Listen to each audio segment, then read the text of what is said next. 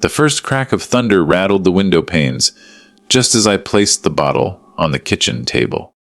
Rain battered the tin roof like angry fingers drumming for attention.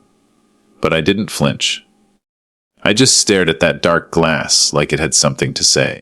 My hand still tingled from where my son had pressed the bottle into it an hour ago. It wasn't just whiskey. Not to me. It was something heavier, something loaded. You see, my name's Earl Grafton. 78, ex-military, retired machinist, widower of 15 years.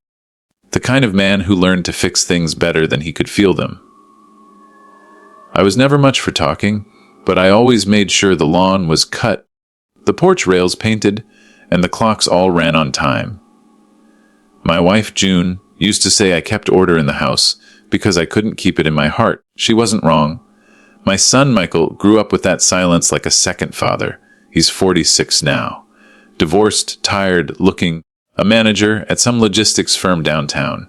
We never fought, but we never got close either. Not like I wished.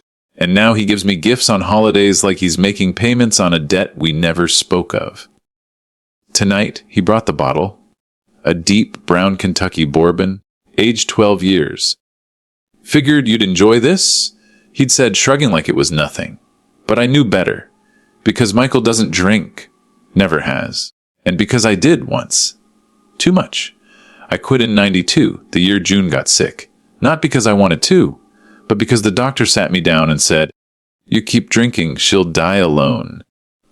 That was the last time I touched a drop. I kept that promise long after she was gone. So when Michael gave me that bottle, wrapped in a brown paper bag like we were back in college, it wasn't a gift. It was a test. Or maybe a temptation. Or maybe revenge. I was still sitting there, wrestling with the meaning of it, when my phone buzzed. One new message. From my grandson, a lie. Don't drink it. 3 words, nothing else. I stared at the screen until the rain softened into a hush. The whiskey sat still, catching the kitchen light in its curves, looking almost warm, golden, inviting. But Eli's message, it clawed at something in me. Eli's a quiet boy, 14 years old. Lives with his mother. Michael's ex, downstate. I only see him in the summer, or when they bring him up for holidays. He's a reader. Likes old books and chess.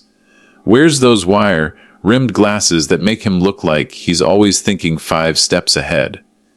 I'd never told him about my drinking, or what it cost me. So why did he send that message? And more importantly, how did he know? Let me take you back a little. Just enough so this all makes sense. Back in the 70s, I wasn't a man you'd want to know if you were looking for warmth. I was stationed overseas for most of Michael's early life. Missed birthdays. Missed his first steps. June was the glue, the soul, the one who remembered how he liked his eggs, and what stories made him smile. I came home with medals and silence. Michael looked at me like I was a stranger who lived in his house. By the time he was 10, we'd barely spoken more than a few sentences a day. I used to drink at night. A lot. To ease the noise. To shut out the shame. To remember, then to forget. There were nights I came home and didn't even say good night. And once, I hate to admit it, I raised my voice at him. Just once. But the way he flinched. You'd think I'd struck him. I never laid a hand on the boy. But I was a storm. And you don't need to be struck by lightning to carry the scars. Fast forward to 2001, June passed cancer. Fast, cruel. Michael and I stood side by side at the funeral, 2 statues made of different stone. He spoke beautifully. I didn't say a word. After that, we stopped pretending. He built a life without me in it. Married a sweet girl, Anna. Had Eli. For a while. I thought that was the healing I'd been waiting for. But when they divorced, Michael came back around. Bitter. Guarded. Changed. Like the same iron walls I'd put up around myself had grown inside him too. And now here we were. Years later, sitting in my kitchen, separated by a bottle of bourbon and years of unspoken hurt. Eli's message stayed on my mind the rest of the evening. I tried calling him, went straight to voicemail. I even considered calling Anna, but we haven't spoken much since the divorce. So I did what I always do when my thoughts get too loud. I went to the shed. The shed is more than just a pile of tools and cobwebs. It's where I keep memories I can touch. My old uniform, June's gardening gloves, a chessboard I bought for Ely last summer but never gave him. I dusted it off, set it on the workbench. I remembered that afternoon he came up. How his eyes lit up when he beat me in 3 moves. You didn't see it coming, he'd grinned. He was right. I never saw any of it coming. Back inside, I poured the whiskey into a glass. Just a little. The smell hit me like a time machine. Oak, vanilla, regret. I swirled it, watched the amber liquid catch the light. Then I picked up my phone and typed, "Why did you say that, Illy?" His reply came quicker than I expected. "Because I saw the look in Dad's eyes when he gave it to you. He wants to see if you're still the man who ruined his childhood." I sat down. It wasn't the whiskey that made me dizzy. That night, I couldn't sleep. Every creak in the house felt like a voice whispering the past. I kept thinking about Michael, about how I never once apologized. Not really. About how he was just a boy trying to earn love from a man who didn't know how to give it. And now he'd become that same man. Cold, silent, with a son who watched him like a puzzle too complicated to solve. It wasn't just about the whiskey. It was about the cycle, the quiet revenge of generations repeating the same mistakes. And Ely, smart, gentle Ely, was trying to break it. The next morning, I drove to Michael's house. He opened the door in sweatpants, blinking like he'd just woken up. His eyes dropped to the bag in my hand. "You bring it back." I didn't answer. I walked past him into the kitchen, set the bottle on the table, and looked him straight in the eye. "I didn't drink it," I said. He nodded slowly. But I saw something flicker in his face, something between disappointment and relief.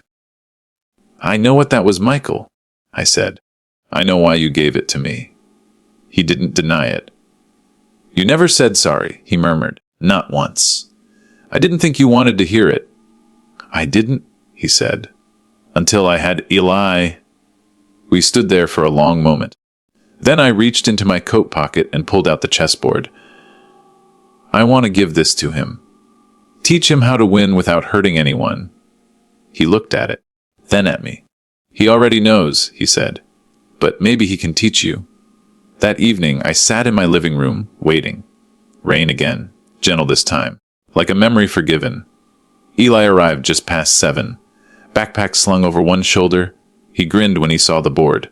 "Rematch," he said. I nodded. He set up the pieces. "Did you tell him?" "I did. And I hesitated. I think your dad's still playing his own game. But I'm here now." He smiled.